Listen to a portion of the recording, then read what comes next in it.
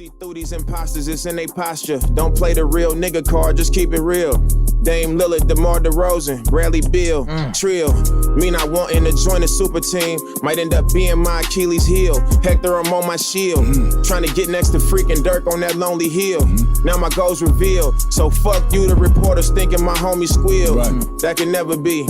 I ain't connected to a nigga that would leverage me. Y'all was tweeting information for the ecstasy.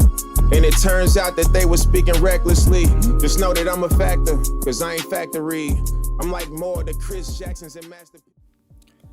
Dame has finally, after all these years, demanded a trade out of Portland.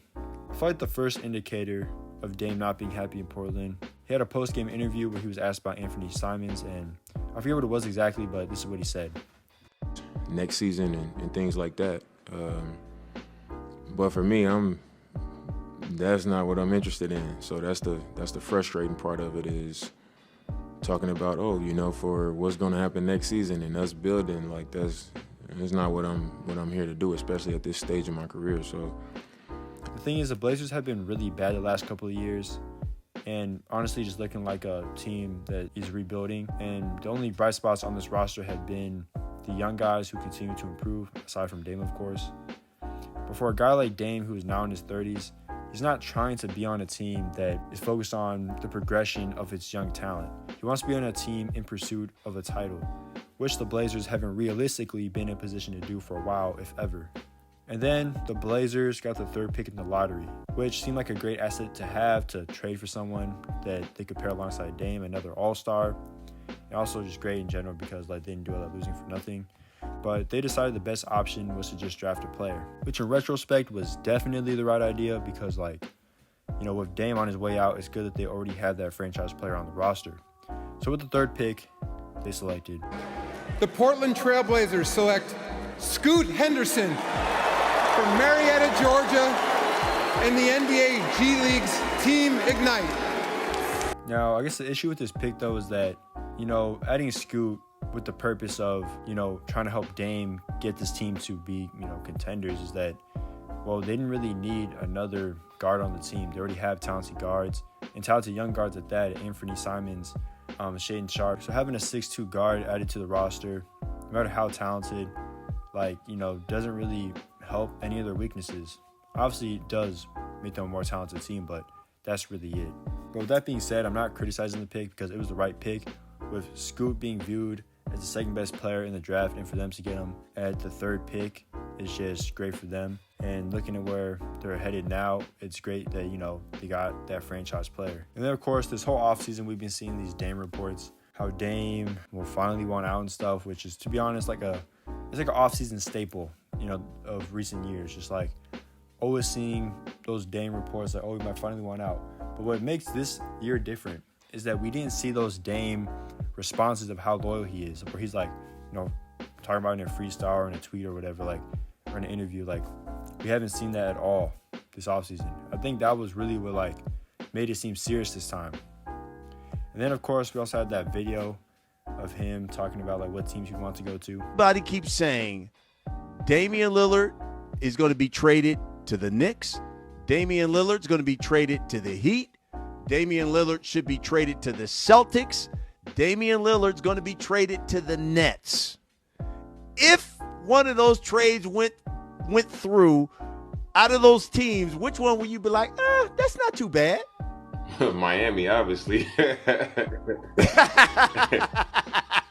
Miami is the obvious one. And Bam is my dog. Bam is my dog, for real.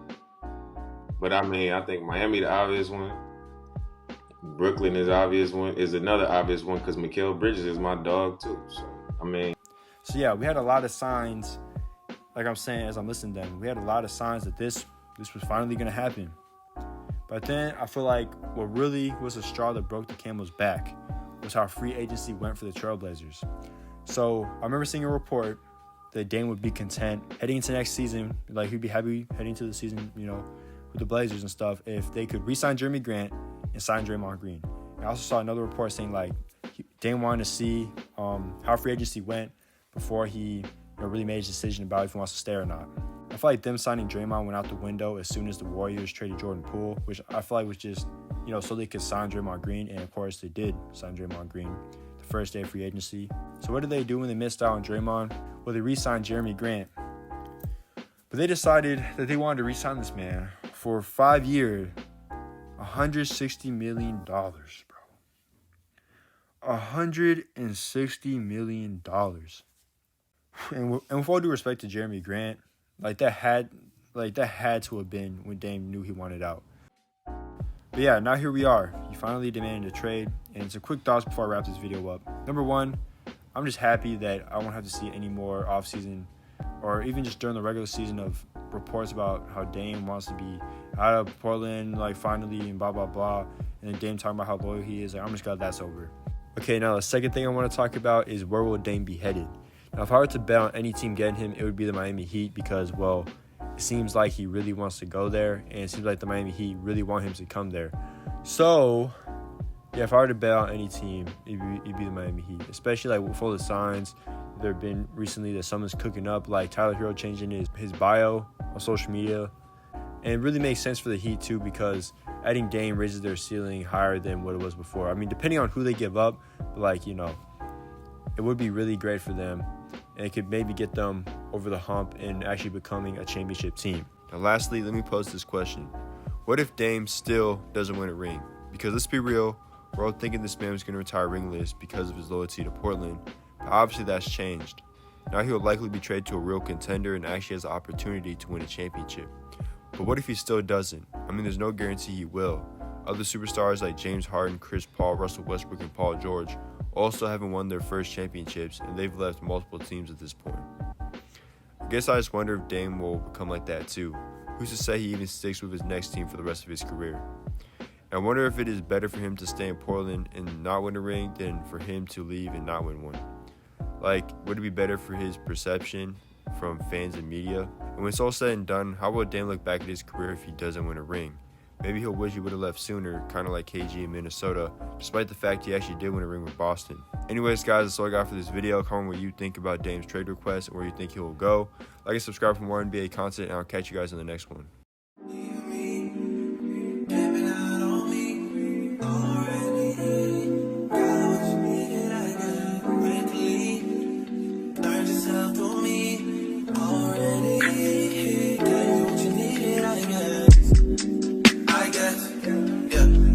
I'm not with nobody, cause I don't wanna hurt nobody.